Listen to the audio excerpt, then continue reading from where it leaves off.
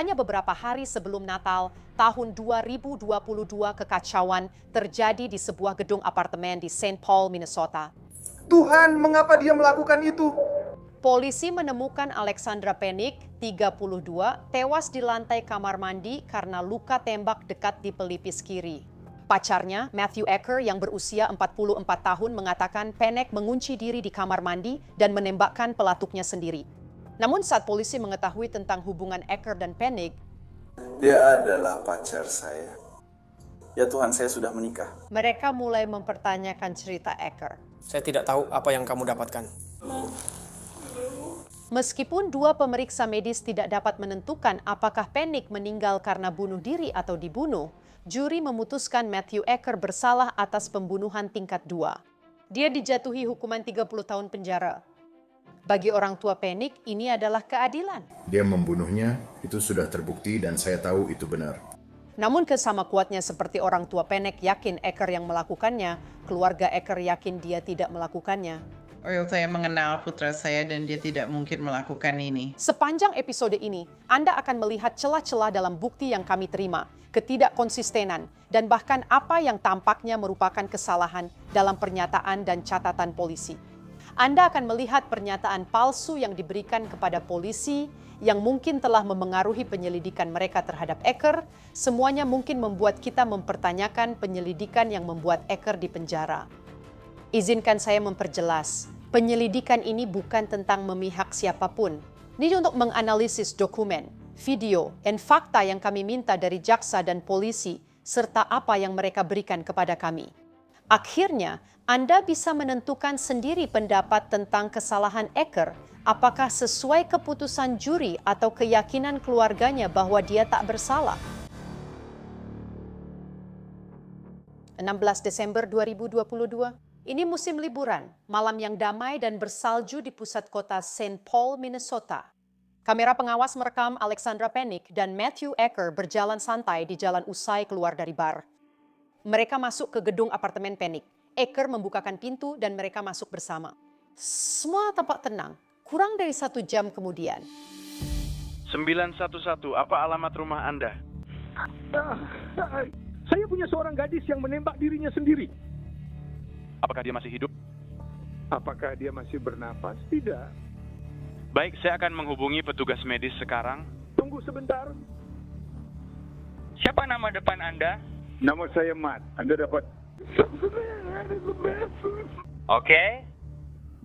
Berapa lama lalu? Apakah waktu tahu? Tidak tahu apa yang kamu dapatkan kembali. Baik. Mereka sedang pergi. Kamu tahu di mana senjatanya? Itu tepat di dadanya, sangat manis. Nggak tahu apa kamu. Polisi langsung ke lokasi kejadian. Ecker membiarkan mereka masuk di pintu gedung. Mereka bergegas naik lift. Ecker membungkuk, menangis histeris. Mereka berlari ke apartemen Penick. Mereka masuk kamar mandi dan menemukan pemandangan mengerikan. Penick tergeletak di genangan darah dari kepalanya. Dia memiliki 1 luka tembak di pelipis kirinya. Sebuah pistol terletak di bahu kirinya. Tangan kirinya berada di atas pistol itu. Penick adalah pengguna tangan kanan. Petugas berusaha bergerak di ruangan. Ini kamar mandi yang sangat kecil. Biar saya ambil pistolnya, minggir dulu para petugas. Ambil pistolnya dan keluarkan pelurunya. Di lorong, para petugas sedang berusaha menenangkan Ecker. Ya Tuhan. Tetap bernapas? Petugas bertanya pada Ecker apa yang terjadi. Ia langsung mengaku bahwa pistol itu miliknya. Iya Tuhan. Itu ada di dalam ranselmu? Iya. Bagaimana dia mendapatkannya? Dia langsung meraihnya di atas tempat tidur. Bagaimana dia tahu kamu akan membuka barangku? Karena aku bilang padanya itu tidak ada di sana. Apa kamu bilang padanya hari ini saat kamu sampai di sini? Iya. Apakah dia mengancam sesuatu? Dia langsung memasukkan itu ke dalam pikirannya. Dia masuk ke kamar mandi dan mengunci mereka bersamanya. Bagaimana kamu masuk kamar mandi? Aku mendobraknya. Aku langsung membanting pintu itu setelah aku mendengar suara tembakan. Kalian sedang bertengkar atau bagaimana? Kamu mau bilang sesuatu?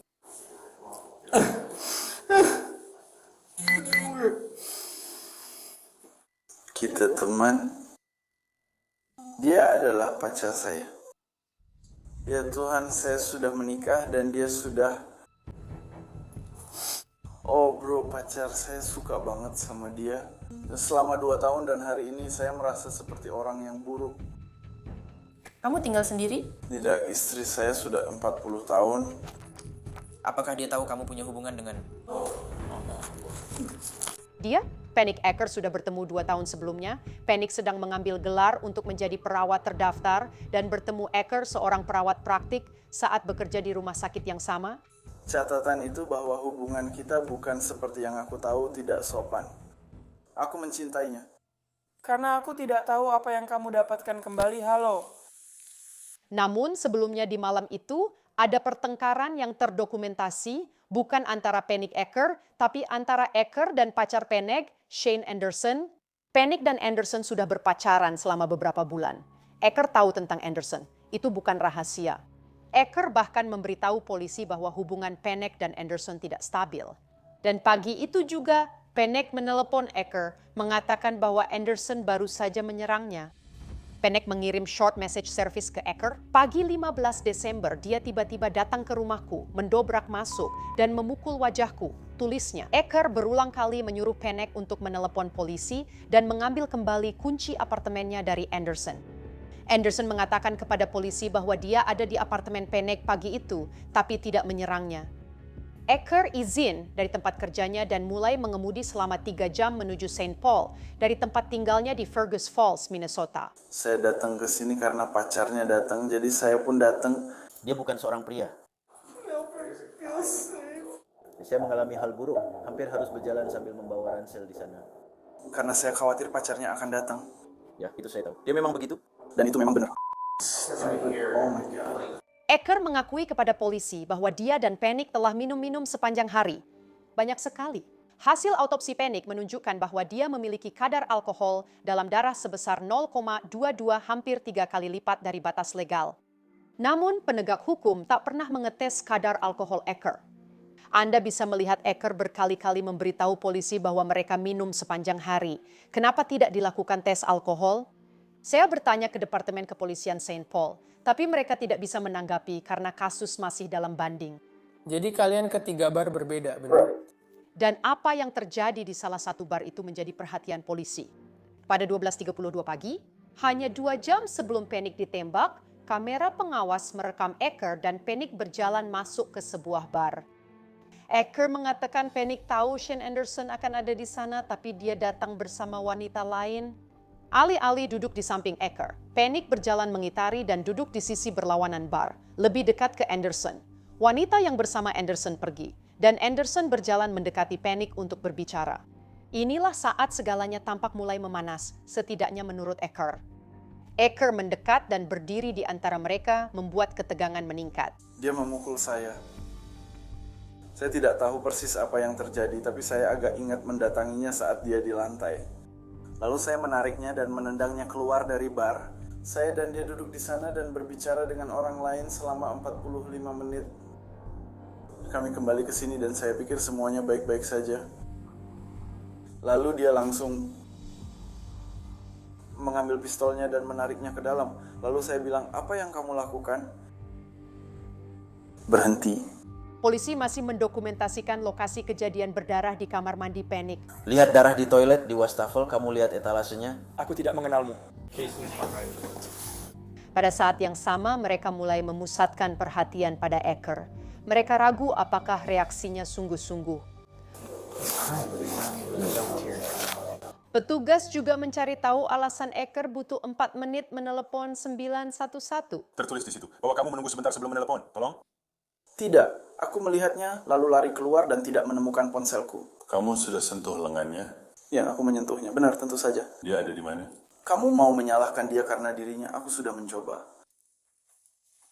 Memanggil benda ini, itu hanya menghilangkan lubang di tangannya dan dia berusaha bernapas.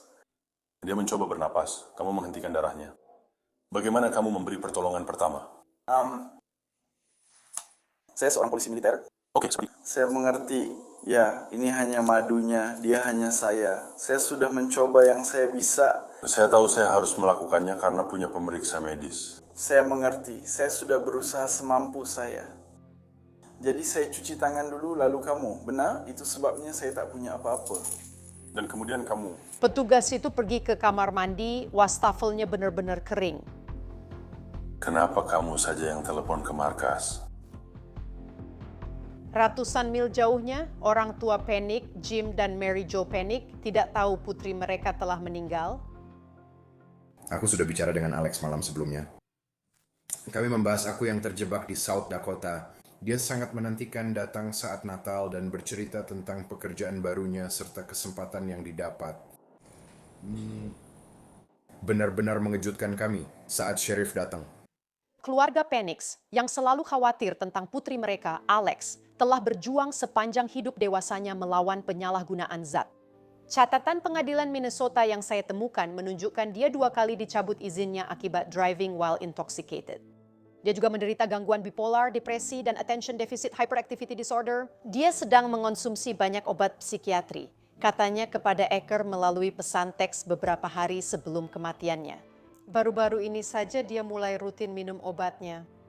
Beberapa tahun sebelumnya, pada tahun 2016, dia menelan banyak pil sekaligus, lalu memasukkan jarinya ke tenggorokan untuk muntah. Menurutku itu bukan hal yang benar-benar dia inginkan. Kami memang menelepon 911 mereka menjemputnya, dan mereka dengan cepat memulangkannya dari rumah sakit setelah dia menjalani evaluasi mereka. Dan dia tidak pernah melakukannya lagi. Saya bisa membayangkan betapa sulitnya melihatnya melewati masa-masa sulit dalam hidupnya. Memang, ya, itu sangat sulit. Maksudku Alex, aku rasa kita butuh waktu lama bagi kami untuk memahami beberapa tantangannya.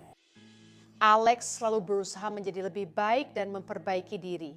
Alex adalah pejuang dan penyintas yang penuh semangat hidup. Dia cantik luar dalam, dia baik kepada orang-orang yang sering diabaikan oleh orang lain. Dia adalah orang yang akan menolong seseorang di jalan, menyelimuti mereka dengan selimut, lalu membelikan mereka hamburger. Itulah Alex, itulah jiwanya. Dia sangat mencintai hewan dan manusia. Mimpinya adalah menjadi perawat terdaftar. Dia mendaftar untuk mendapatkan gelarnya, tetapi harus menghentikan pendidikannya untuk memulihkan dirinya kembali.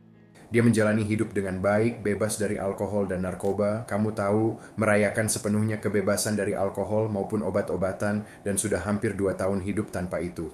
Pada saat wisuda Panic untuk gelar keperawatan berlisensinya, dia berbicara tentang perjuangan yang pernah dialaminya. Selama masa ini, aku berjuang menghadapi kekejaman masalah kesehatan mental dan penyalahgunaan zat dengan masa lalu yang menyakitkan dan ketakutan akan masa depanku. Satu-satunya hal yang membuatku terus bertahan untuk menciptakan kehidupan yang lebih baik bagi diriku sendiri adalah kata-kata inspiratif yang selalu aku ulang-ulang di kepalaku setiap jam. Terkadang kamu harus menjadi seorang perawat. Setelah lulus, Panic mengikuti program perawat terdaftar, pindah ke Fergus Falls, Minnesota, dan bertemu Ecker saat bekerja di rumah sakit. Saat itulah orang tua Panic mengatakan putri mereka berubah. Menurut saya kepribadiannya, dia jadi mudah marah dan kamu tahu agak menjauh. Dia mulai minum-minum lagi. Orang tua Panic mengatakan mereka tidak mengetahuinya saat itu, tetapi setelah Ecker ditangkap karena pembunuhannya, mereka mulai memikirkan ulang segalanya. Gaya hidupnya sudah berubah, kamu tahu, 6-8 bulan setelah tinggal di Fergus Falls. Itu bukan gaya hidup yang baik. Dia tidak mendukungnya, dia memanfaatkannya. 2 tahun setelah meninggal, Panic sulit mempertahankan pekerjaan dan terlilit utang. Pada Agustus 2020, 4 bulan sebelum kematiannya, polisi menangkapnya karena mengemudi dalam keadaan mabuk. Dia dipenjara 2 minggu, akhirnya mengaku bersalah dan dipasang interlock di mobilnya. Dia mendapat masa percobaan 2 tahun. Seminggu sebelum kematiannya, dia kehilangan pekerjaan lagi, tapi seperti biasanya Alex, dia terus berusaha untuk memperbaiki hidupnya. Hanya 12 jam sebelum dibunuh, dia mengikuti wawancara kerja di rumah sakit anak-anak. Keluarga Penning tak siap menghadapi hari bersalju di Desember 2022 saat seorang sheriff datang ke rumah mereka di Minnesota. Saya lupa persis bagaimana dia mengatakannya, tapi Anda tahu, saya sangat menyesal harus memberitahu Anda bahwa putri Anda, Alex, meninggal dunia tadi malam. Saya bertanya apa yang terjadi, dia menjawab masih diselidiki. Salah satu panggilan telepon pertama keluarga Penning setelah menerima kabar itu adalah kepada Matthew Ecker. Dia menyebut orang ini sebagai teman. Saya mengetahui bahwa dia sudah menikah, dan ketika kami mengkonfrontasi Alex bahwa dia sudah berpisah dari istrinya, dia tetap mengatakan bahwa dia hanya seorang teman. Jadi sesekali Mary Jo Penick akan berbicara dengan Ecker tentang putrinya dan menanyakan bagaimana keadaannya. Ketika dia mendapat kabar itu, dia menelepon Ecker berpikir mungkin dia punya informasi lebih, tapi Ecker sudah ditahan. Tidak tahu sama sekali, tidak tahu bahwa dia terlibat, bahwa dia bahkan bersama putrinya malam itu sampai kami mengetahuinya dari para penyelidik. Lalu mereka tahu lebih banyak. Tak hanya menjalin hubungan dengan putri mereka, Ecker juga mendukung Penick secara finansial selama 1,5 tahun dari Juni 2021 hingga Desember 2022 dengan memberikan $28.000 terutama untuk sewa. Namun, dia juga membelikannya minuman keras. Dia terlilit utang besar dan telah memakai batas maksimum 2 kartu kredit. Mereka juga mengetahui bahwa Ecker telah mengisi ulang obat Penick untuk depresi dan kecemasan, meskipun dia bukan dokternya. Pesan-pesan antara Penick dan Ecker beberapa hari sebelum kematian Penick menunjukkan keduanya berkomunikasi panjang lebar tentang pengisian ulang berbagai resep obatnya. Di ruang bawah tanahku, aku punya 1 kantong besar berisi obat-obatan selama 8 bulan yang dia resepkan untuknya. Jika kamu membuka pilnya, semuanya masih utuh. Dia tidak pernah meminumnya. Pada saat itu, keluarga Penick mengetahui keterlibatan Ecker dalam kematian putri mereka. Ibu Ecker, Terry Randall, juga demikian. Saya menelepon detektif dan berkata, Anda harus memberitahu saya apa yang terjadi. Saya perlu tahu kenyataannya. Detektif itu bilang putra Anda didakwa pembunuhan dan situasinya buruk untuknya. Saya benar-benar terkejut bahwa dia telah berselingkuh. Tidak mungkin Matt akan melakukan ini kepada siapapun, kapanpun. Dia memiliki hati yang paling lembut dan baik yang pernah saya kenal. Ya, dia memang membuat pilihan yang buruk dengan perselingkuhan ini, tapi tidak mungkin dia akan menyakiti siapapun seperti itu. Tujuan hidupnya adalah membantu orang sebaik mungkin dan itulah yang dia inginkan. Alex ingin membantunya. Dia tidak bisa begitu saja meninggalkannya karena dia peduli padanya. Kedua keluarga Ecker dan Penick percaya bahwa pada saat kematian Alex, Ecker dan Penick sudah tidak lagi memiliki hubungan seksual. Mereka adalah teman, setidaknya itulah yang dikatakan keduanya kepada keluarga mereka. Randall mengatakan putranya memberitahunya malam itu bahwa ia baru saja berbicara serius dengan Penick. Matt telah memberitahunya, kau tahu aku tidak bisa terus mendukungmu secara finansial. Ambillah satu pekerjaan ini dan lakukan lebih baik. Di kantor polisi, detektif Departemen Kepolisian St. Paul, Minnesota berusaha menyelidiki cerita Ecker lebih dalam. Ceritakan tentang hubungan nenekmu dan Alex. Saya tidak tahu apa yang Anda maksud, saya tidak mengerti. 2 tahun saya sudah menikah, jelas bukan dengannya. Hubungan kami adalah seolah mengintai dari sudut itu, tapi saya peduli padanya. Saya sudah bekerja dengannya di rumah, tapi dia belum membuka rumah itu bersama saya. Kami memahami hubungan kami. Ini bukan, saya tidak tahu lagi, saya tahu bagaimana ini terlihat. Saya mencintainya, dia mencintai saya. Detektif menemukan pesan Penick kepada Ecker beberapa hari sebelum kematiannya. Dia memberitahu Ecker bahwa dia tidak berkomunikasi sehari sebelumnya karena, kutipannya, dia menutup diri dari dunia karena dia membutuhkan waktu istirahat untuk kesehatan mental. Dia menulis kepada Ecker pada tanggal 14 Desember, 2 hari sebelum kematiannya. Aku tidak banyak berharap tentang hidup sekarang, balas Ecker. Ini akan membaik. Aku tahu maksudnya. Dia menyadarinya 2 minggu. Dia sudah sedih dan kecewa karena malu, karena pekerjaan, karena semua hal itu. Aku tahu dia memang sedang kecewa. Hasil autopsi Alex Penick menunjukkan bahwa dia tidak hanya memiliki kadar alkohol dalam darah 3 kali lipat dari batas legal, tapi juga kadar Valium, Prozac, amfetamin untuk attention deficit hyperactivity disorder dan trazodone untuk depresi yang tinggi. Dokter forensik menyebut beberapa kadar obat itu sangat tinggi hingga bisa beracun atau mematikan. Meskipun dokter forensik negara bagian tidak dapat menentukan apakah Penick meninggal karena bunuh diri atau pembunuhan, dia bersaksi di persidangan Ecker bahwa beberapa keadaan tidak konsisten dengan bunuh diri. Saat pengacara Ecker menekan, Dia ditanya apakah tahu pesan yang Panic kirim ke Ecker sebelum kematiannya. Tentang tidak memiliki harapan dalam hidup, Amy mengatakan bahwa dia tidak mengetahui hal tersebut. Kita semua memiliki titik dalam hidup kita di mana kita merasa sedih dan kita akan membagikan informasi itu. Maksud saya, jika dia punya seseorang untuk diajak bicara dan kamu tahu itu menjadi pelampiasan baginya, dan saya pikir itulah yang dia lakukan. Jika orang-orang melihat pesan teks ini dan kehidupannya yang sangat sibuk, banyak hal terjadi. Pada titik ini menurut kalian, itu tidak berarti bahwa dia ingin mengakhiri hidupnya sendiri. Tidak, sama sekali tidak. Dia punya banyak hal yang dinantikan. Dia mendapat tawaran pekerjaan lain. Dia menantikan untuk mengambil tanggung jawab baru. Dia terlibat dalam pekerjaannya. Salah satu temannya di Fergus Falls akan menikah. Dia sangat antusias untuk ikut serta dan berpartisipasi dalam acara itu. Saya tidak merasakan apa-apa. Itu adalah akhirnya. Kamu tahu, saya sudah cukup. Saya selesai. Di ruang wawancara polisi, Matthew Ecker mengatakan seharusnya meninggalkan pistol di mobil, tapi khawatir Shane Anderson mungkin datang ke apartemen. Jadi kamu bilang dia mengambil pistolmu dan memegang tasmu. Bagaimana dia tahu bahwa dia datang ke sini? Dia menyuruhku untuk sedikit pergi. Dia tidak tahu itu, oke? Dan di mana pistolnya? Terselip di bawah milikku. Saat mulai ke gereja, seharusnya aku langsung akui. Akulah yang menembak dan memasukkannya ke mobil. Ecker mengaku membeli minuman keras dan mabuk berat bersama Panic pada 15 Desember. Hingga dini hari tanggal 16, Ecker memberitahu polisi tentang insiden di bar bersama Anderson. Dan bahkan setelah itu mereka mengusirnya dan kami duduk selama 45 menit sampai 1 jam. Tidak tahu dapat, jangan kembali. Waktu yang menyenangkan saat berjalan pulang. Luar biasa, kami tertawa. Dia senang waktu yang menyenangkan saat naik ke apartemennya. Dan tiba-tiba saja aku benar-benar tidak tahu apa yang sedang kamu lakukan. Kurasa aku sulit percaya kalau semuanya baik-baik saja. Setelah kamu diberi serbet oleh mantan pacarnya, mungkin kamu bersikap santai. Di bar, aku masih bersama mereka, lalu tiba-tiba sudah di lantai dan bartender berkata, "Hei, yang ini aku traktir." Aku minum, kami duduk di sana. Aku tersenyum. Aku bukan orang besar, aku tidak punya. Aku sadar jika banyak kemungkinan terjadi saat bertengkar, aku mungkin tidak akan melakukannya. Ya, aku berdiri di atasnya.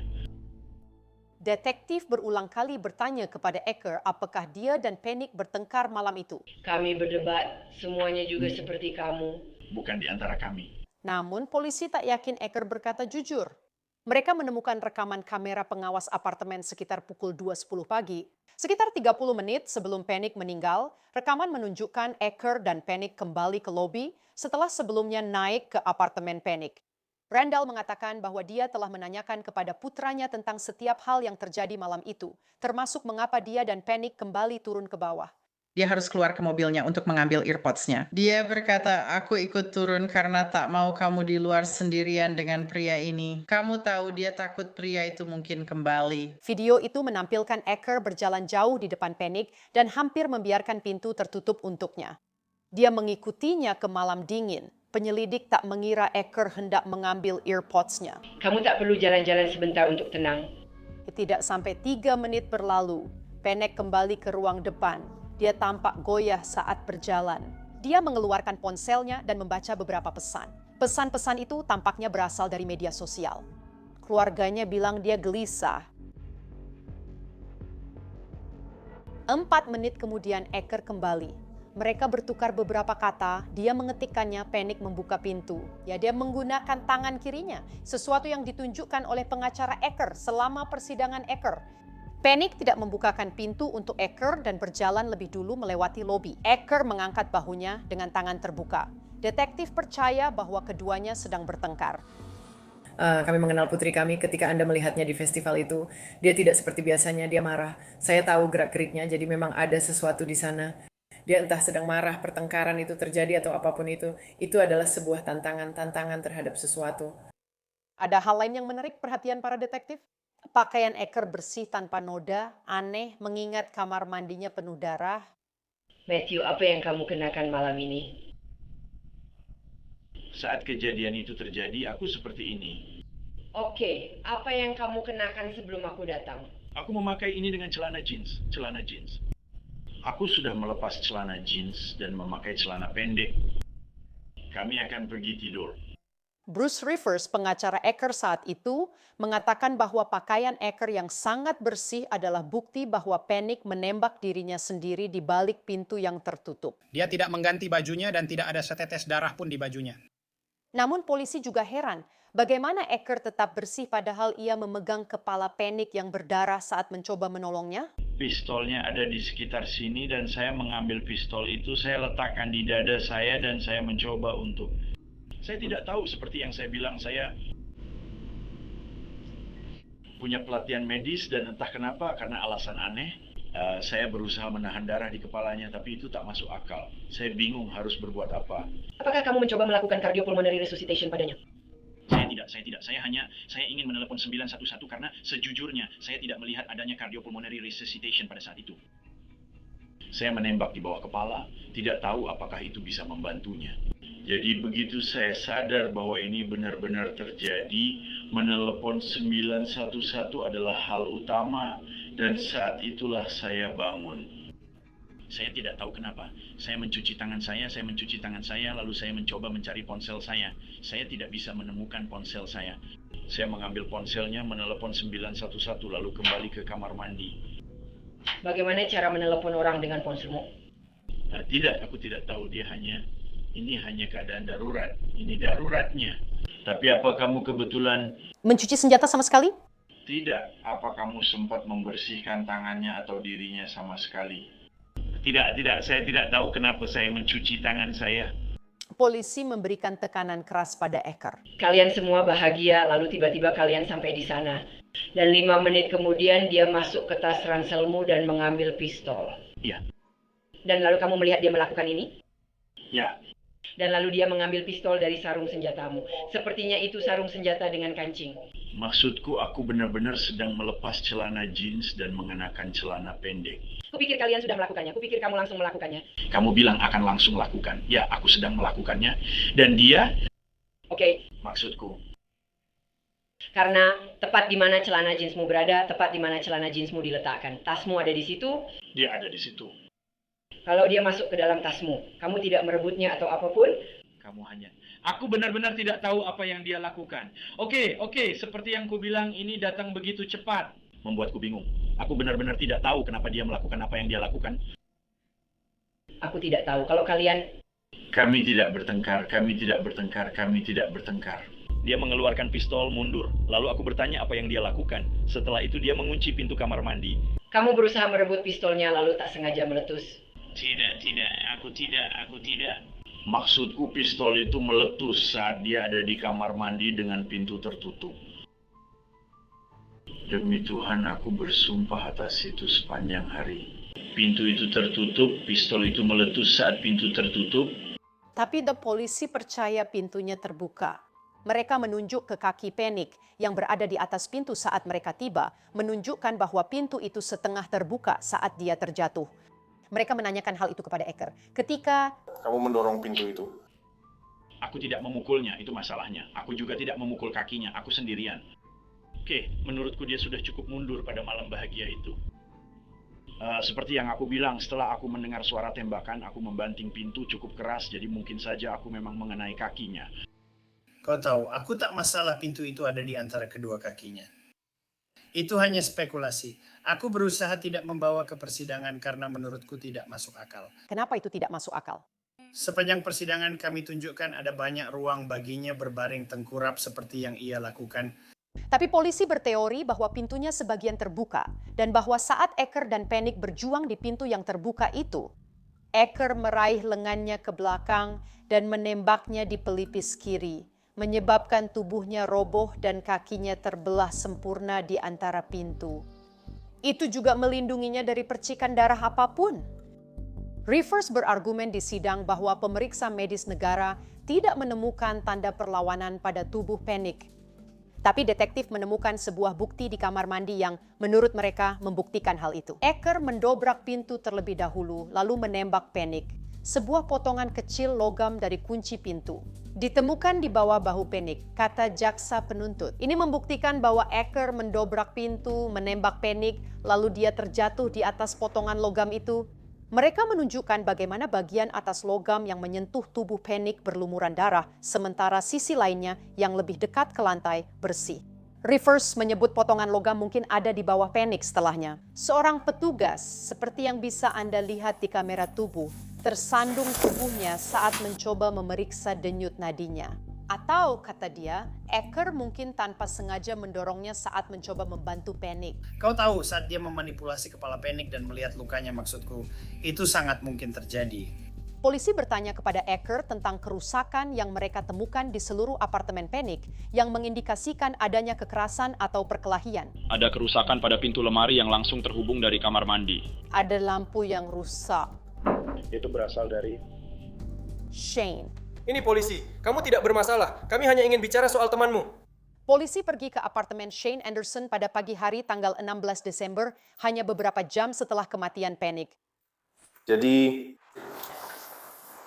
salah satu temanmu terluka tadi malam? Tadi malam? Ya, dan aku pikir kamu bersama mereka tadi malam. Karen? Aku punya saksi yang mengatakan kamu bersama Matt Ecker. Aku bahkan nggak tahu siapa itu. Oke. Dan Alexandra, kamu tahu Alex Panic? Aku tahu siapa Alex itu. Aku sudah berpacaran dengannya. Oke. Tapi aku tidak tahu. Kami menilai dia. Aku sudah. Oh, tentu. Jadi aku tidak tahu apa yang aku lihat. Di semalam, kebetulan? Aku tidak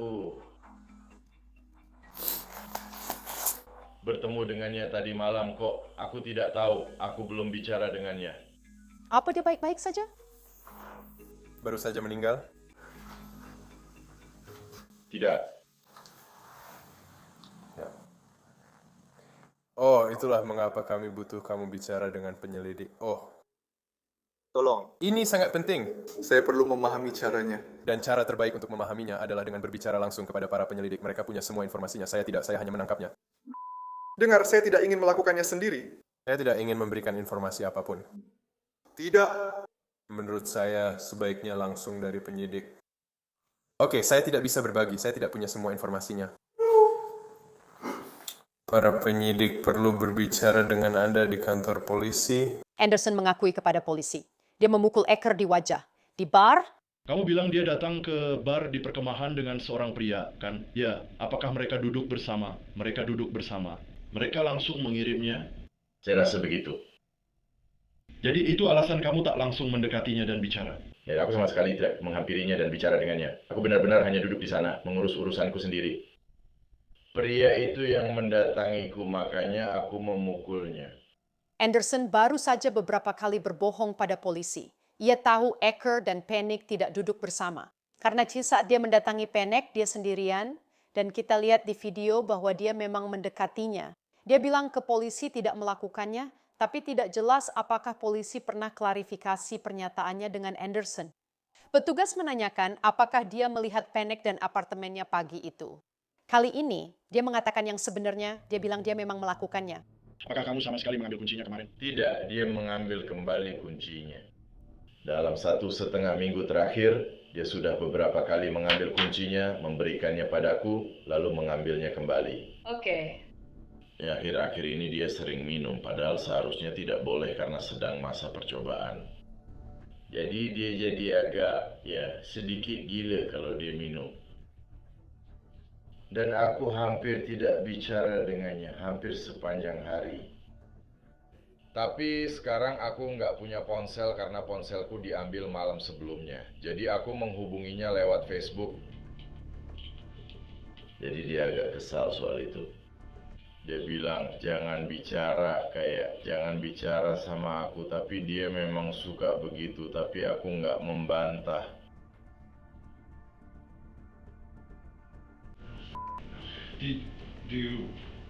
Jadi apakah pertengkaran kalian pagi itu sempat menjadi fisik? Tidak sama sekali, demi Tuhan.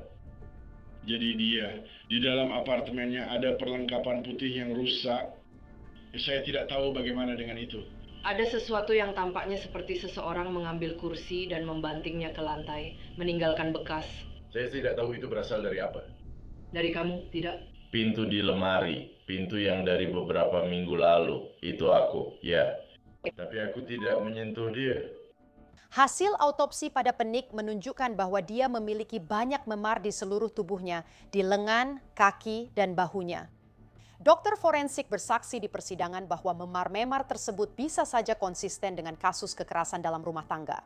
Bagi itu, Anderson mengatakan dia tidak menyerang Penick. Saya memintanya untuk duduk dan melakukan wawancara untuk cerita ini, tapi dia menolak. Tolong beritahu saya apa yang terjadi. Polisi dipanggil ke sana tadi malam karena ada seseorang yang melaporkan bahwa dia menembak dirinya sendiri. Apakah dia tahu banyak tentang senjata api? Dia benci senjata api. Dia benci senjata api. Kenapa kamu bilang begitu? Dia pernah bilang begitu padaku sebelumnya.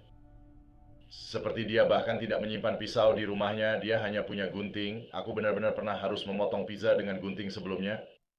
Di sidang, pengacara Ecker menunjukkan foto Penick ke juri. Itu bukan senjatanya. Senjata itu milik tetangganya di apartemennya. Tetangganya bersaksi di persidangan bahwa Penick hanya ingin berpose dengan senjata dan tampak tidak berpengalaman menggunakannya. Dia benci senjata, saya tidak punya senjata. Kami bukan orang yang suka senjata. Dia belum pernah menembak dan tidak tahu apa-apa soal senjata. Tidak mungkin dia menembak dirinya sendiri, tidak mungkin. Dia tidak melakukan ini. Saya tidak pikir begitu. Detektif jelas menyampaikan kecurigaan kepada Matthew Ecker. Pertama, ada hal yang jelas. Penick adalah orang yang kidal, tapi luka tembaknya ada di pelipis kirinya. Dia memegangnya di bawah sini dulu, lalu dia menarik pelatuknya. Awalnya dia menarik pelatuk dengan tangan kiri, lalu menempelkan pistol ke pelipis kirinya. Itu membuatku mengingatnya. Kidal. Dia sebenarnya bukan kidal, jadi itu aneh. Suwon, uji residu tembakan atau tes GSR pada tangan kiri Penick menunjukkan adanya residu tembakan dan DNA-nya ada di seluruh senjata itu. Anehnya, DNA Ecker sendiri tidak ditemukan pada senjatanya dan ketidaksesuaian ini menjadi topik besar di persidangan Ecker. Apa kamu melakukannya? Mungkin sebelum kamu bangun, mencuci tangan dan mengambil telepon, mungkin kamu memegang tangannya dan meletakkannya kembali di senjata itu? Aku tidak tahu kalau aku mencoba memindahkannya. Oke, mungkin saja aku memindahkan tangannya ke sana. Oke. Itu mungkin, oke. Dan tangannya benar-benar bersih. Tangannya mirip tangan saya tanpa darah di sana. Yang saya ingat adalah pistol itu tidak berada di dalam darah. Meskipun tangan kiri Penick mungkin terlihat bersih bagi para penyelidik, sebenarnya ada darah di tangannya. Ahli forensik melaporkan tangan kiri Penick terciprat sedikit darah. Polisi bertanya kepada Ecker mengapa tidak ada darah di dinding. Tidak ada apa-apa di dinding, tapi ada bercak cairan tubuh. Cipratan di cermin dan poster dekat pintu sudah didokumentasikan dalam foto tempat kejadian perkara. Ada juga masalah wastafel kamar mandi kering. Polisi menanyakan pada Ecker apakah dia mencuci tangan. Tidak ada darah di wastafel. Dan tidak ada apa-apa di dalam wastafel. Di wastafel aku membilas tanganku. Wastafelnya kering, tidak ada air atau apapun. Tidak, aku mencuci tanganku di wastafel. Namun polisi itu juga bertanya mengapa wastafelnya kering. Mereka tidak bisa mengerti bagaimana Ecker tidak memiliki darah di bawah kukunya jika dia memegang kepala Penick yang berlumuran darah. Jadi kalau kamu memegang kepalanya seperti ini, kamu pasti akan terkena darah di mana-mana, benar? Saya rasa begitu. Mereka bilang dia mencuci tangannya, membersihkan sisa tembakan, lalu di cerita mereka berikutnya, mereka bilang dia tidak mencuci tangannya karena wastafelnya kering. Ya, jadi yang mana? Kamu tidak bisa memilih dua-duanya. Tidak diketahui apakah polisi pernah mengambil sampel darah dari wastafel dan gagangnya. Salah satu handuk tampaknya sudah digunakan, tapi tidak pernah diuji untuk darah. Ya tidak masalah apakah Anda mencuci tangan atau tidak. Anda tetap bisa melakukan tes residu tembakan camshot ini. Apakah Anda setuju jika kami melakukan itu di tangan Anda?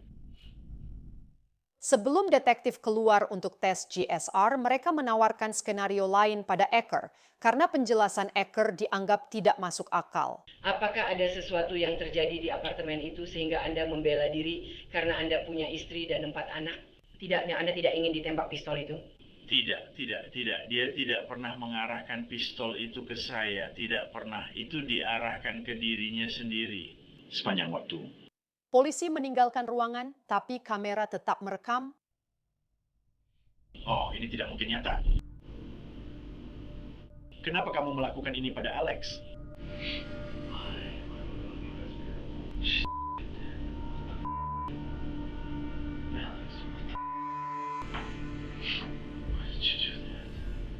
Polisi kembali 40 menit kemudian untuk menentukan waktu kejadian Eker. Saya sedang mencoba memberi kamu kesempatan untuk memberitahu kami apa yang sebenarnya terjadi di sana. Karena sekarang, saya beritahu kamu sekarang. Mateus, seperti yang saya katakan, bukti dengan jelas menunjukkan bahwa apa yang kamu katakan bukanlah yang sebenarnya terjadi. Kalian bertengkar dan dia tahu di mana pistol itu. Jadi dia mengambil pistol itu dan mengarahkannya ke kamu karena dia marah. Karena kamu sudah menikah, punya 4 anak, dan kamu tidak akan pernah meninggalkan istrimu. Dan dia mengarahkan pistol itu ke kamu. Dan untuk membela diri, kalian ada di kamar mandi dengan pistol itu. Dan untuk membela diri, kamu merebut pistol itu. Dan secara tidak sengaja, pistol itu meletus. Ya ampun. Tidak. Dia mengunci. Oke. Bukti dengan jelas menunjukkan apa yang kamu katakan bukanlah yang sebenarnya terjadi. Aku tidak melakukan ini padanya. Dia tidak menembak dirinya, jadi ini sekarang masalahmu. Detektif memberitahu Eker bahwa dia diberi waktu untuk memikirkan ceritanya. Mereka tetap harus mengambil tes DNA dan residu tembakan yang disambut baik oleh Eker. Saya hanya ingin kamu benar-benar pikirkan tentang keseluruhan situasi ini. 15 menit berlalu dan Eker memberitahu petugas untuk masuk kembali. Jadi perubahan yang saya alami dan saya merasa takut. Setelah kejadian ini saya tetap yakin tembakan terjadi di balik pintu tertutup. Saya tidak berada di kamar mandi saat itu. Saya akan tetap mempertahankan itu sampai saya mati. Saya memang mengambil pistol itu dan saya memasukkannya ke dalam koper saya. Saya sempat takut dan tidak tahu apa yang terjadi. Saya mengambil pistol itu. Saya lupa apakah saya berani, tapi mungkin saya memasukkannya ke sarung lalu ke koper. Saya kembali melihat ke arahnya dan berkata ya, kembali ke koper, mengambil pistol dan meletakkannya kembali di sana. Saya tidak tahu rencana atau apa yang saya pikirkan saat itu. Saya sempat takut sebentar, tapi itulah yang saya lakukan. Saya ketakutan, tapi takut karena apa? Saya rasa saya tidak tahu. Takut mendapat masalah karena saya tahu itu pistol saya. Apakah kamu membersihkan pistolnya? Saya tidak membersihkan pistolnya.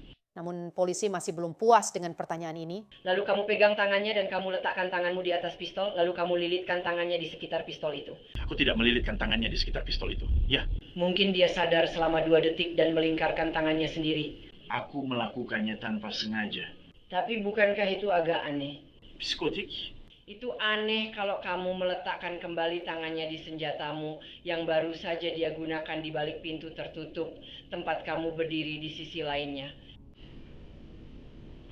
Menurutku benar seperti yang kamu bilang. Kamu panik karena ada senjata, juga karena alasan lain. Pertama, dia menembakmu sehingga kamu membela diri, lalu merebut senjatanya dan menembaknya balik. Kalian bertengkar tentang sesuatu. Aku juga mencintainya. Jadi dia pantas mendapatkan kebenaran. Aku ingat dan tahu mereka melakukannya. Itu kebenaran. Aku ketakutan. Senjata itu ada di balik pintu tertutupnya. Aku rasa kamu memang ketakutan, tapi aku pikir kamu ketakutan karena alasan lain. Sebelum polisi datang, aku rasa kamu harus duduk di sana sebentar dan memutuskan apa yang akan aku katakan pada polisi ini. Apa yang harus aku bilang? Tidak. Karena tadi malam kamu dipukul mantan pacarnya. Aku tidak peduli tentang itu. Tapi semuanya baik-baik saja. Ya, kamu jelas mengatakan kamu. Kamu sudah pacaran 2 tahun, punya istri dan 4 anak di rumah. Keadaannya sebenarnya tidak baik-baik saja. Keadaan baik untuk Matthew, keadaan tidak baik. Dia tidak senang dengan itu. Maksudku sejujurnya dia cemburu. Aku yakin mungkin kamu pikir dia baik-baik saja dengan itu, tapi mungkin jauh di dalam hatinya dia tidak baik-baik saja dengan itu. Eker sekarang sudah berkali-kali mengatakan kepada polisi bahwa dia dan Panic tidak bertengkar malam itu. Dia memberitahu petugas yang datang, kalian sama sekali tidak baik-baik saja saat kalian pulang ke rumah, kan? Dan sekarang para detektif. Namun dalam pernyataan kemungkinan penyebab, laporan yang diberikan petugas kepada hakim tentang alasan mereka berpikir Eker melakukan kejahatan dan harus ditangkap, mereka menulis kutipan, Mereka terlibat dalam pertengkaran, mereka juga menulis. Ecker mengatakan dia melakukan cardiopulmonary resuscitation, tetapi Ecker beberapa kali mengatakan kepada polisi bahwa dia tidak melakukan cardiopulmonary resuscitation. Oh, saya tidak melakukannya. Saya tidak melakukan penekanan dada. Kemudian, saya tidak melakukan cardiopulmonary resuscitation. Mereka juga menulis kata Ecker. Panic kutip mengambil pistolnya dari ransel, berlari ke kamar mandi, dan mengunci diri di dalam. Saat duduk di sofa ruang tamu, dia mendengar suara tembakan lalu bergegas ke kamar mandi. Ecker tidak pernah memberitahu polisi bahwa dalam jam-jam rekaman video yang kami terima, inilah yang dia katakan. Mulai mundur ke arah itu. Saya tanya dia sedang apa. Dia bilang jangan mendekat, cukup. Jangan mendekat, pencet, dan dia mundur ke arah kamar mandinya. Saya mengikutinya. Dia masuk, menutup, dan mengunci pintu. Selain pernyataan tentang kemungkinan penyebab, laporan pemeriksa medis mengatakan, Ecker mengatakan kepada polisi bahwa dia memasukkan jarinya ke luka tembak Panic. Berikut yang dikatakan Ecker kepada polisi. Saya tidak memasukkan jari ke sana, hanya menekan luka dengan tangan dan sedikit memiringkan kepalanya untuk memeriksa kecelakaan. Saya menanyakan ketidaksesuaian ini ke kepolisian St. Paul, Minnesota, tapi mereka mengarahkan saya ke Kejaksaan Kabupaten Ramsey. Juru bicara mengatakan karena kasus masih banding, mereka tidak bisa berkomentar. Kami tak akan menahanmu, hanya tes residu senjata api saja, itu tidak masalah. Kamu bisa mencuci DNA-nya, apakah kamu bersedia memberikan sampel kepada kami? Polisi keluar ruangan, lalu kembali membawa alat tes. Mereka mengambil sampel DNA dari pipinya dan melakukan tes residu tembakan di tangannya. Penyidik mengambil foto dirinya, pakaiannya, dan tangannya. Tes residu tembakan itu nantinya menunjukkan bahwa Ecker tidak memiliki residu tembakan di kedua tangannya. Tidak ada residu tembakan atau darah yang ditemukan di pakaiannya. Para penyelidik kemudian memintanya duduk lagi. Kali ini mereka mengeluarkan foto istri dan anak-anaknya. Saya ingin kamu memikirkan kembali cerita yang kamu sampaikan kepada kami. Apa yang terjadi, lalu ingat ada pembunuhan pasangan. Right? You know. Okay. Bayangkan cerita yang kamu jalani bersama kami. Kamu akan melihat pekerja tingkat 1 dibandingkan dengan lainnya. Aku tidak...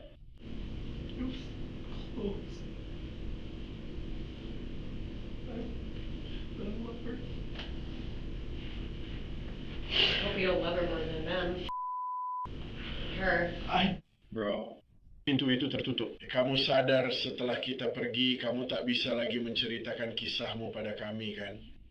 Kami akan pakai cerita yang kamu sampaikan dan bisa kami buktikan. Tinggal lihat.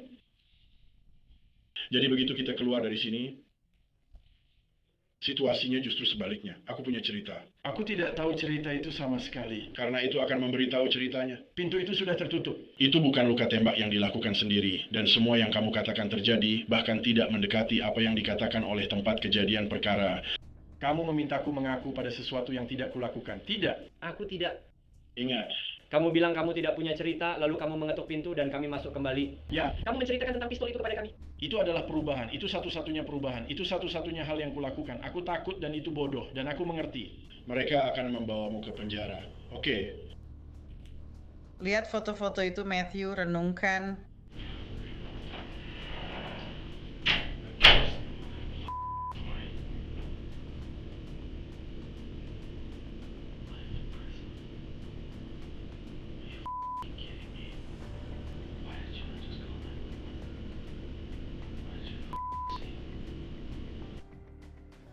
Ecker dibawa ke penjara dan didakwa pembunuhan tingkat 2. 2 minggu kemudian dia membayar jaminan $500,000 dan dibebaskan. Saya sudah mendengar ceritanya lebih dari 50 kali. 3 bulan pertama setelah ini terjadi karena saya hampir menghabiskan setiap menit bersama dia selama 3 bulan. Dia ingin bunuh diri, dia sangat terpukul, dia benar-benar tidak bisa menerima itu. Dia melakukan ini pada dirinya sendiri, tapi ceritanya tetap sama. Juni 2023, 6 bulan setelah Panic meninggal, istri Ecker menggugat cerai dan mendapat hak asuh 4 anak mereka. Dia punya keluarga, istri, dan anak-anak. Dia seharusnya tidak berada di sana. Dia seharusnya tidak melakukan apa yang dia lakukan. Dia seharusnya tidak bersama Alex. Dia seharusnya tidak meresepkan obat. Dia seharusnya tidak membawa senjata, maksud saya. Ada banyak hal yang seharusnya tidak dia lakukan. Tidak, apa dia benar-benar tak bersalah? Kami akui itu, tapi dia tetap tak pantas mendapat akhir seperti itu, dan dia yang memberikannya. Februari 2024, Matthew Ecker diadili atas tuduhan membunuh Alexandra Penning. Jaksa menyoroti keterlambatan 47 menit Ecker menelepon 911 yang diakuinya sendiri. Lalu ada kontroversi mengenai wastafel kering, yaitu potongan logam dari pintu yang ditemukan di bawah Penning. Dan jika Ecker benar-benar menangis saat petugas datang, ada fakta bahwa Ecker sendiri yang mengakuinya. Dia memindahkan pistol dari kamar mandi, memasukkannya ke dalam tasnya, lalu meletakkannya kembali di dada Penning. Semuanya terasa sangat dibuat-buat. Pengacara Matthew Ecker memberitahu juri untuk melihat residu tembakan di tangan kiri Penning. Ada sangat banyak residu di sana. Tidak ada residu tembakan di tangan Ecker. Juri melihat foto tangan kiri Penning. Ada luka di ibu jarinya? Ada pertanyaan apakah itu luka akibat slide bite? Itu adalah luka yang bisa didapat seseorang jika mereka memegang pistol dengan tidak benar saat menembak. Pengacara Ecker menunjukkan kepada juri salah satu foto terakhir Penning saat hidup di ruang depan. Dia memegang gagang pintu dengan tangan kiri dan tampaknya ibu jarinya tidak terluka. Baik jaksa penuntut maupun pembela sepakat tentang hal itu, tetapi bagi jaksa penuntut, pemeriksa medis negara bagian kemudian menentukan bahwa luka tersebut terjadi setelah Penning meninggal. Dan itu bukan luka akibat selongsong pistol. Pengacara Ecker berargumen luka itu akibat selongsong pistol dan membuktikan Penning menembak dirinya sendiri. Bagaimana dengan DNA-nya? Juri melihat bukti bahwa DNA Penning merupakan penyumbang utama pada senjata itu. DNA-nya ditemukan di pelatuk, pegangan, slide, dan dasar magazin. Ada juga DNA dari orang lain yang tidak dikenal. DNA tersebut tidak cukup untuk membuktikan siapa orang itu. Jaksa langsung bereaksi. Bagaimana mungkin DNA Ecker sendiri tidak ada di senjatanya sendiri? Pengacara Ecker menyatakan DNA Ecker mungkin milik orang tak dikenal itu. Hanya saja jumlahnya tidak cukup untuk menunjuk ke Ecker. Dan jika Ecker memang telah membersihkan senjatanya, seperti yang dicurigai jaksa, bagaimana DNA dua orang masih bisa tertinggal di sana? Bagaimana dengan sarung senjatanya? Juri mengetahui bahwa ada campuran DNA dari 5 orang. 2 diantaranya adalah Penning dan Ecker. Meski dengan semua bukti, pemeriksa medis negara bagian dan pembela mengatakan kepada juri bahwa mereka tak bisa memastikan cara kematian Penning. Mereka tidak dapat menentukan apakah ini adalah pembunuhan atau bunuh diri. Namun saat bersaksi, pemeriksa medis negara bagian menyatakan ada hal dalam kematian Penning yang menurutnya tidak konsisten dengan bunuh diri, yaitu bahwa Ecker telah memindahkan senjata itu dan berselingkuh dengan Penning. Jelas, berselingkuh memang tidak baik, tapi itu tidak secara langsung berkaitan dengan pembunuhan. Dia berselingkuh bukan berarti pembunuh, keduanya tidak berkaitan. Apakah itu saling berhubungan? Apa pendapatmu tentang pemindahan senjata setelahnya? Menurutku, orang yang bersalah akan mengakui kehilangan pertimbangan dan panik karena itu senjatanya, dan itu dapat dimengerti. Dan kau tahu, apakah itu langkah yang tepat? Mungkin tidak, tapi dia mengakuinya dan mengatakan bahwa dia yang melakukannya. Kalau kamu bersalah dan melakukannya, kamu tidak akan mengaku. Selain dari forensik, pihak pembela mencoba menggambarkan Ecker sebagai seseorang yang sangat peduli pada Alex Penning dan tidak akan pernah menyakitinya. Namun jaksa mengatakan kepada juri, Matthew Ecker bukan seorang ksatria berbaju zirah. Alkohol yang dia beli dalam perjalanan ke bawah. Dia tahu bahwa dia punya masalah dengan alkohol dan obat-obatan terlarang. Mungkin salah satu momen paling menegangkan selama persidangan adalah ketika Jim Penning, ayah Alexandra Penning, naik ke mimbar saksi. Pengacara Ecker menanyakan tentang laporan sheriff yang ditulis hari itu. Saat memberitahu keluarga Penning soal kematian putrinya, sheriff menulis bahwa Jim Penning mengatakan jika putrinya sedang mabuk atau di bawah pengaruh obat, mungkin saja dia bunuh diri karena dia menjadi tidak koheren saat menyalahgunakan obat resepnya dan minum alkohol. Ketika saya bertanya kepada Jim Penning tentang hal ini, dia mengatakan mungkin saja dia pernah mengatakan itu kepada sheriff. Dia marah, bingung, dan shock. Tapi dia tetap yakin bahwa putrinya tidak bunuh diri dan bahwa Ecker lah yang melakukannya. Saya tidak berpikir dia bertanggung jawab atas kematiannya. Kamu pikir kamu akan menang kali ini? Sampai menit terakhir untuk putusannya. Karena saat para juri kembali masuk, salah satu dari mereka menatapnya dengan ekspresi sangat sedih seperti maaf. Dan saat itu juga aku tahu ini tidak akan berjalan dengan baik. Pada tanggal 16 Februari 2024, setelah hanya beberapa jam berdiskusi, juri memutuskan Matthew Ecker bersalah atas pembunuhan tingkat 2 dengan niat bukan yang direncanakan. Itu benar-benar momen terburuk dalam hidupku mungkin. Mual benar-benar tidak percaya. Ecker mengajukan banding atas kasusnya ke Pengadilan Banding Minnesota. Pengacara banding Ecker berargumen ia berhak sidang ulang karena bukti tak cukup membuktikan, tanpa keraguan wajar, bahwa Ecker membunuh Penick.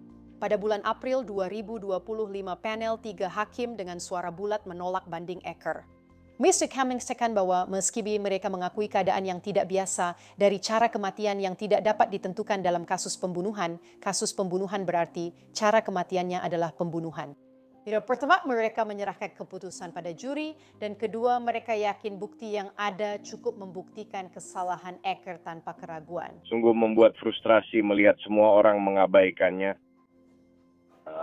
fakta dan bukti kuatnya. Namun kasus Ecker belum selesai. Mahkamah Agung Minnesota telah setuju untuk meninjaunya. Nasibnya kini tergantung pada keputusan kasus Minnesota lain yang juga dari St. Paul. Kasus terhadap Nicholas Firkus, sebuah cerita yang sebelumnya sudah kami bahas di Law and Crime Investigates. April 2010, Heidi Firkus, istri Firkus, ditembak mati di rumahnya. Nicholas Firkus menghubungi 911 dan mengatakan ada penyusup yang menembaknya.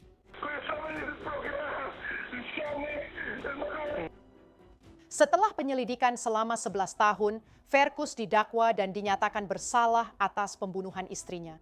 Jaksa menilai Firkus menembak Heidi karena menyembunyikan masalah keuangan dari istrinya dan merekayasa perampokan rumah untuk menutupinya.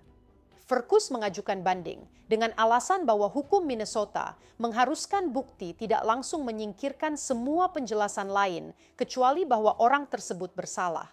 Dengan kata lain, jika bukti tidak langsung dalam kasus Ecker tidak dapat menghilangkan kemungkinan bahwa Penick mengakhiri hidupnya sendiri, maka juri seharusnya tidak diizinkan untuk menyimpulkan bahwa Ecker adalah satu-satunya pelaku yang mungkin.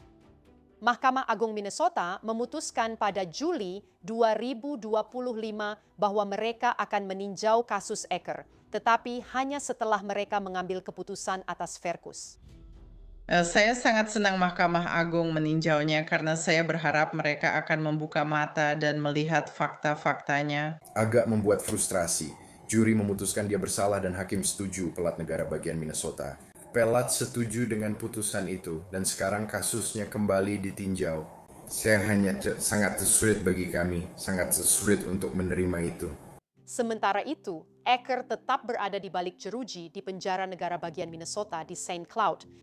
Ini benar-benar mimpi buruk bagi kedua keluarga. Kamu terbangun dan untuk 1 detik kamu berpikir hidup itu normal. Lalu kamu ingat apa yang sedang kita alami dan apa yang sedang dia alami. Dan itu, ya, rasanya memang seperti itu. Aku juga merasa begitu. Seperti kata Amy, aku merasa hanya seperti cangkang diriku sendiri. Aku tidak tahu kan. Sulit untuk menikmati sesuatu dan merasa bahagia ketika tahu dia sedang duduk di suatu tempat yang seharusnya bukan tempatnya. Nah, aku tidak menginginkan hal buruk terjadi pada siapapun, tapi berdasarkan bukti, berdasarkan apa yang aku rasakan di hatiku, tidak yang aku tahu, itulah yang terjadi. Dia harus dihukum atas perbuatannya. Tetapi ada satu bukti yang masih belum terungkap yang semua orang ingin lihat. Pesan media sosial di ponsel Penick malam itu, pesan-pesan yang sedang dia baca saat dia berdiri di ruang depan hanya beberapa menit sebelum kematiannya. Pesan-pesan yang tampaknya mengganggunya menurut semua orang yang mengenalnya. Dengan siapa dia bicara, apa isi pesannya? Tidak ada yang bisa membuka ponselnya. Ponselnya terkunci dan tidak ada yang tahu kata sandinya. Saya bertanya kepada Departemen Kepolisian St. Paul, Minnesota, apakah mereka mengajukan surat perintah untuk membuka ponselnya karena mereka masih menyimpan ponselnya? Namun mereka tetap tidak bisa menjawab karena kasus masih dalam banding. Apakah kamu penasaran dengan apa yang ada di ponselnya? Di bagian paling akhir, kami penasaran karena kami bisa melihat dari rekaman video, mereka merekam saat dia masuk ke apartemen di akhir malam. Dengan Eckert ada pertengkaran, ada masalah, ada tantangan. Kami memberikan kepada para penyidik sebanyak mungkin kombinasi kata sandi yang bisa kami pikirkan untuk mencoba masuk. Dan mereka tetap gagal melakukannya. Ada seseorang yang mungkin punya petunjuk tentang pesan-pesan itu. Shane Anderson ingat dia bilang ke polisi bahwa dia sedang berbicara dengan Panic malam itu lewat Facebook Messenger dari komputer karena ponselnya telah dicuri malam sebelumnya. Ketika saya bertanya kepada Anderson apakah dia bersedia membagikan tangkapan layar pesan yang dia tukar dengan Panic malam itu, dia mengatakan pesan-pesan itu tidak ada. Mereka pakai Facebook Messenger. Kami akan dapatkan tes dan pesan itu lalu membuka ponselnya juga. Ini belum selesai, ini tidak akan pernah selesai sampai dia keluar.